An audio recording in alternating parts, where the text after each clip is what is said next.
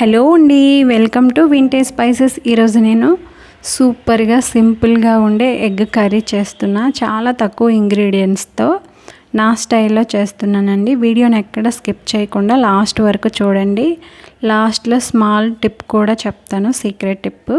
దీనికోసం అయితే కడాయిలో ఆయిల్ హీట్ ఎక్కిన తర్వాత నేనైతే 4 బాయిల్డ్ ఎగ్స్ తీసుకున్నానండి.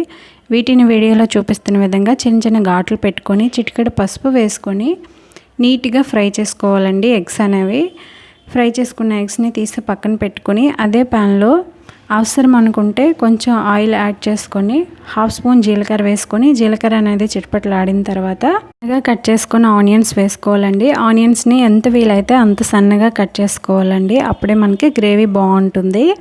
నేనైతే వీటి కోసం 3 ఆనియన్స్ తీసుకున్నానండి.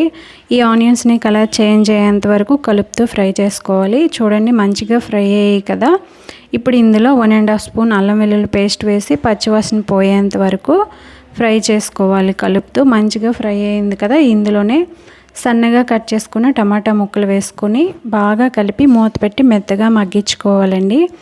నేనైతే 5 మీడియం సైజ్ టమాటాలు తీసుకున్నానండి. చూడండి, టమాటాలు అనేవి మెత్తగా మగ్గినాయి కదా. ఆయిల్ పైకి వచ్చేసిందంటే ముక్కలు మంచిగా మగ్గిపోయినట్లే.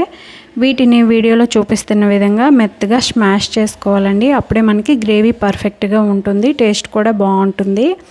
ఆయిల్ అనేది మంచిగా ఫ్రై పైకి వచ్చేసింది కదా, అంటే మసాలా మంచిగా ఫ్రై అయినట్లే. ఇప్పుడు ఇందులో మనం ఫ్రై చేసుకున్న ఎగ్స్, అలాగే కొంచెం పసుపు, 1.5 స్పూన్ వరకు కారం, టేస్ట్కి సరిపడా సాల్ట్, 1/2 స్పూన్ గరం మసాలా వేసుకొని ఈ మసాలాలన్నీ కూడా 2-3 నిమిషాలు కలుపుతూ సిమ్లో పెట్టి ఎగ్స్తో పాటు ఫ్రై చేసుకోవాలండి. అప్పుడే మనకి బాగుంటుంది కర్రీ అనేది. చాలామంది ఏం చేస్తారంటే కర్రీ ఉప్పు కారం వేసిన వెంటనే వాటర్ వేసుకుంటారు. అలా కాకుండా ఇలా ట్రై చేయండి, చాలా అంటే చాలా బాగుంటుంది. చూడండి, ఆయిల్ అనేది పైకి వచ్చేసింది కదా, అంటే మనకి మసాలా అనేది పర్ఫెక్ట్గా ఫ్రై అయిపోయినట్లే. ఇందులో ఇప్పుడు కర్రీకి సరిపడా వాటర్ వేసుకొని మూత పెట్టి మధ్య మధ్యలో కలుపుతూ ఆయిల్ పైకి తేలేంత వరకు ఉడికించుకోవాలండి. లాస్ట్లో కొంచెం పచ్చిమిర్చి చీలికలు అలాగే కొత్తిమీర వేసుకొని దింపేయాలండి. సీక్రెట్ టిప్ చెప్తానని చెప్పాను కదండి. ఎగ్స్ని ముక్కలు అవ్వకుండా ఫ్రై చేసుకోవాలంటే ఆయిల్ బాగా హీట్ ఎక్కిన తర్వాత ఎగ్స్ వేసి ఫ్రై చేసుకోండి, పర్ఫెక్ట్గా ఫ్రై అయిపోతాయి. చాలామందికి ఈ టిప్ తెలియదనే నేను అనుకుంటున్నా. తెలిసిన వాళ్ళు ఓకే, నో ప్రాబ్లం.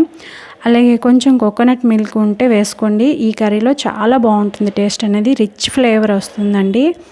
వీడియో మీకు నచ్చితే లైక్ చేయండి, అలాగే ఫ్రెండ్స్ అండ్ ఫ్యామిలీ మెంబర్స్కి షేర్ చేయండి. మరిన్ని రెసిపీస్ కోసం మన ఛానల్ని సబ్స్క్రైబ్ చేయండి. Thank you.